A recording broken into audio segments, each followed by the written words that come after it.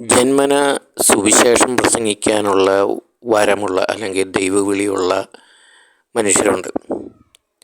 അവരെ നമുക്ക് കാണുമ്പോൾ തന്നെ പെട്ടെന്ന് തിരിച്ചറിയാൻ പറ്റും. അവരുടെ സ്വഭാവത്തിലും രൂപത്തിലും പ്രവൃത്തിയിലും സംസാരത്തിലും എല്ലാം ഒരു വ്യത്യസ്തത നമുക്ക് അനുഭവപ്പെടും. അപ്പോൾ അങ്ങനെയുള്ള മനുഷ്യരെ സംബന്ധിച്ച് അവരുടെ ദൈവം അവർക്ക് ഈ സിദ്ധികൾ, ഈ കഴിവുകളൊക്കെ കൊടുത്തിരിക്കുന്നത് സത്യത്തിൽ ഈശോയെ ഈശോയെക്കുറിച്ച് മറ്റുള്ളവരോട് പറഞ്ഞു കൊടുക്കാനും അതുപോലെ തന്നെ സുവിശേഷത്തെക്കുറിച്ച് മറ്റുള്ളവരെ പഠിപ്പിക്കാനൊക്കെയാണ്. അപ്പോൾ ഇത് മനസ്സിലാക്കാതെയാണ് പലരും അവരുടെ ജീവിതം വെറുതെ ഭൗതികമായിട്ടുള്ള കാര്യങ്ങൾക്കൊക്കെ വേണ്ടി ഉപയോഗിച്ച് ലാസ്റ്റ് ദുരിതത്തിലെത്തുന്നത്. അങ്ങനെ ദുരിതത്തിലെത്തിക്കഴിഞ്ഞാൽ ലാസ്റ്റ് അവരെ ആർക്കും വേണ്ടാതാവും. ഞാനങ്ങനെ പല മനുഷ്യരെയും കണ്ടിട്ടുണ്ട്. പലരും ഞാൻ കണ്ടിരിക്കുന്നത് അവരെ ഇനി തിരിച്ച് ആ ഒരു പഴയ ആത്മീയതയിലേക്ക് കൊണ്ടുവരാൻ പറ്റാത്ത വിധത്തിലുള്ള ഒരു മാനസികാവസ്ഥയിലും അവരുടെ ആരോഗ്യസ്ഥിതിയൊക്കെ വളരെ മോശമൊക്കെ ആയിട്ടൊക്കെയാണ് ഞാൻ പൊതുവെ കണ്ടുമുട്ടാറ്. അല്ലെങ്കിൽ അവർ വേറെ എന്തെങ്കിലുമൊക്കെ പ്രസ്ഥാനങ്ങളോ ഒക്കെ ആയിട്ട് വലിയൊരു വല്ലാത്ത ഒഴിവാക്കാൻ പറ്റാത്ത രീതിയിലുള്ള, എന്നാൽ അവർക്ക് യാതൊരുവിധ പ്രയോജനവുമില്ലാത്ത കാര്യങ്ങളിലൊക്കെ ചെന്നുപെട്ട് അതിൽ കിടന്ന് വിഷമിക്കുന്ന സാഹചര്യത്തിലാണ് മിക്കവരെയും ഞാൻ കണ്ടിരിക്കുന്നത്. അപ്പം നിങ്ങൾ അങ്ങനെ ഒരാളാണോ എന്ന് നിങ്ങൾ സ്വയം തിരിച്ചറിയാനുള്ള ചില കാര്യങ്ങൾ ഞാൻ പറയാം. അത് വെച്ചിട്ട് നിങ്ങൾ സ്വയം പരിശോധിക്കുക. നിങ്ങൾ ശരിക്കും ഈശോ നിങ്ങളെ സുവിശേഷം പ്രസംഗിക്കാനായി ഈശോയെക്കുറിച്ച് പറയാനൊക്കെ ആയിട്ട് നിങ്ങളെ ഈശോ വിളിച്ചിട്ടുണ്ടോ എന്ന് നിങ്ങൾ ഇത് കേട്ടിട്ട് സ്വയം പരിശോധിച്ച് മനസ്സിലാക്കുക. അങ്ങനെയാണെങ്കിൽ നിങ്ങൾ ചെയ്യേണ്ടത് നിങ്ങൾ ഈശോയെക്കുറിച്ച് മറ്റുള്ളവരോട് പറയുക എന്നുള്ളതാണ്. പ്രത്യേകിച്ച് ഇത് യുഗാന്ത്യ സമയമാണ്. ഇഷ്ടംപോലെ മനുഷ്യരെ നശിച്ച് പടുകുഴിയിലെത്തിയിട്ടുണ്ട്. അപ്പോൾ അവരെ വേണ്ട രീതിയിൽ കൈക്ക് പിടിച്ച് നയിക്കാനോ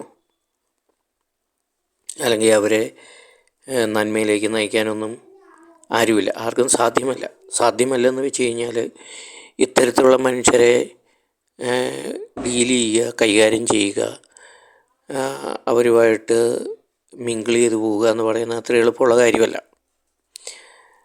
അവരെ ഇങ്ങനെ മിങ്കിൾ ചെയ്ത് അല്ലെങ്കിൽ അവരുമായിട്ട് ബന്ധപ്പെട്ട് അവരെ ആ ഒരു സൗമ്യമായ രീതിയിൽ അവരെ ഈശോയിലേക്ക് കൊണ്ടുവരിക എന്ന് പറയുന്ന ഒരല്പം ശ്രമകരമായ പണി തന്നെയാണ്.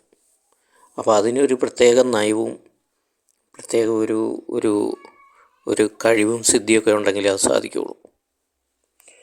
അപ്പോൾ അത്തരത്തിലുള്ള മനുഷ്യരുടെ ലക്ഷണങ്ങളാണ് ഞാൻ ഇനി പറയാൻ പോകുന്നത്. അത് നിങ്ങൾ ശ്രദ്ധിച്ച് കേൾക്കുക. നിങ്ങൾക്ക് അങ്ങനത്തെ ഒരു കഴിവ് വല്ലതും ഉണ്ടോ എന്ന് നിങ്ങൾ സ്വയം പരിശോധിക്കുക. ഒന്നാമത്തെ ഒരു സിദ്ധി എന്ന് പറയുന്നത് സുവിശേഷം പ്രസംഗിക്കാൻ കഴിവുള്ള മനുഷ്യർ, അല്ലെങ്കിൽ ഈശോ അങ്ങനെ മാറ്റി നിർത്തിയിരിക്കുന്ന മനുഷ്യരുടെ പ്രത്യേകത എന്ന് വെച്ച് കഴിഞ്ഞാൽ അവരെ കണ്ടു കഴിഞ്ഞാൽ ആളുകൾ അവരുടെ ചുറ്റും പെട്ടെന്ന് ആകൃഷ്ടരാകും. ആളുകൾ അവരെ കാണുമ്പോൾ ഓടി വരും, അവരുമായിട്ട് സംസാരിക്കും. ഭയങ്കര ഒരു സന്തോഷകരമായ അനുഭവമാണ് അത്. അപ്പോൾ ആളുകളെ ആകർഷിക്കാനുള്ള ഒരു പ്രത്യേക ഒരു കൃപ ഈ മനുഷ്യർക്കുണ്ട്. അത് ദൈവം അവർക്ക് കൊടുത്തിരിക്കുന്ന എന്തിനാന്ന് വെച്ച് കഴിഞ്ഞാൽ സുവിശേഷം പ്രസംഗിക്കാൻ, ഈ ആളുകളെ ആകർഷിച്ച് സുവിശേഷം പ്രസംഗിക്കാനായിട്ട് ഈശോ നൽകിയിരിക്കുന്ന ഒരു പ്രത്യേക കൃപയാണത്. ഇത് മനസ്സിലാക്കാതെയാണ് ആളുകൾ പല വിധത്തിലുള്ള പ്രസ്ഥാനങ്ങളിലൊക്കെ ചെന്ന് ചാടി അവരെ ആപ്പാടെ അസ്വസ്ഥരാകുന്നതും അവർക്ക് തന്നെ ലാസ്റ്റ് ഇതൊക്കെ വലിയൊരു പ്രശ്നങ്ങളായിട്ട് മാറുന്നു. അതുകൊണ്ട് ഇതാണ് കാര്യം, അതായത് ഇവർക്കൊരു ദൈവം, ഒരു ഈശോ ഒരു പ്രത്യേക കഴിവ് കൊടുത്തിട്ടുണ്ട്, മറ്റുള്ളവരെ ആകർഷിക്കാനുള്ള കഴിവ്. അത് ഇവർക്കുണ്ട്. രണ്ടാമതൊരു കാര്യം, ഇവർക്ക് നല്ല നയപരമായി സംസാരിക്കാനറിയാം. ആരെയും മുറിവേൽപ്പിക്കാതെ, വേദനിപ്പിക്കാതെ കാര്യങ്ങൾ വ്യക്തമായി ശക്തമായി അത് അവതരിപ്പിക്കാനുള്ള ഒരു പ്രത്യേക സിദ്ധി ഈശോ അവർക്ക് കൊടുത്തിട്ടുണ്ട്. അതുകൊണ്ട് ഇവരാരെയും മുറിവേൽപ്പിക്കുകയില്ല. ഇവരുടെ സംഭാഷണങ്ങൾ വളരെ രസകരമായിരിക്കും, കേൾക്കാനൊക്കെ രസമാണ്. എന്ന് വെച്ച് കഴിഞ്ഞാൽ തമാശ പറഞ്ഞ് ഫലിതങ്ങൾ പറഞ്ഞ് പൊട്ടിച്ചിരിപ്പിക്കുകയല്ല, വളരെ കൃത്യമായിട്ട് കാര്യങ്ങൾ സംസാരിക്കാനുള്ള ഒരു പ്രത്യേക കഴിവ് ഇവർക്കുണ്ട്. മറ്റൊരു കാര്യം, ഇവർ പൊതുവെ ആളുകളെ എതിർക്കുകയില്ല, ആരെയും എതിർത്ത് സംസാരിക്കുന്ന രീതി ഇവർക്കില്ല. എന്ന് വെച്ച് കഴിഞ്ഞാൽ ഇവർക്ക് യോജിക്കാൻ പറ്റാത്ത കാര്യങ്ങൾ അവർ ശാന്തമായി സംസാരിക്കും. എനിക്ക് താല്പര്യമില്ല, നിങ്ങളായിക്കോളൂ എന്നുള്ള ഒരു രീതിയിലൊക്കെ സംസാരിച്ച് അവർക്ക് ഇഷ്ടമില്ലാത്ത കാര്യങ്ങൾ അത് നയപരമായിട്ട് അവർ അവതരിപ്പിക്കും. അല്ലാതെ ഒച്ച വെക്കുകയൊന്നുമില്ല, ഞാൻ പറഞ്ഞ പോലെ ചെയ്യണം എന്നൊന്നും പറയുകയൊന്നുമില്ല. മറ്റൊരു കാര്യം, ഇവർ എല്ലാവരെയും തുല്യ ഭാവനയിലാണ് കാണുന്നത്. എന്ന് വെച്ച് കഴിഞ്ഞാൽ ഇങ്ങനെ ഇപ്പം നാട്ടുകാർ മോശക്കാരനാണെന്ന് പറഞ്ഞാലും ഇങ്ങനെയുള്ള മനുഷ്യർ അവരെ കാണുന്നത് സാധാരണ മനുഷ്യർ പോലെ, അവൻ അല്ലെങ്കിൽ മോശപ്പെട്ടവൻ അല്ലെങ്കിൽ അങ്ങനെയൊക്കെയുള്ളൊരു രീതിയിലല്ല. എപ്പോഴും ഒരു സമചിത്തതയോടെ എല്ലാവരോടും സംസാരിക്കാനുള്ള പ്രത്യേക കഴിവ് ഇവർക്കുണ്ട്. എന്ന് വെച്ച് കഴിഞ്ഞാൽ പണക്കാരനോ പാവപ്പെട്ടവനോ ആരും ആയിക്കോട്ടെ, രണ്ടുപേരെയും ഒരേപോലെയൊക്കെ ഡീല് ചെയ്യാനുള്ള ഒരു പ്രത്യേക കഴിവ് ഇവർക്കുണ്ട്.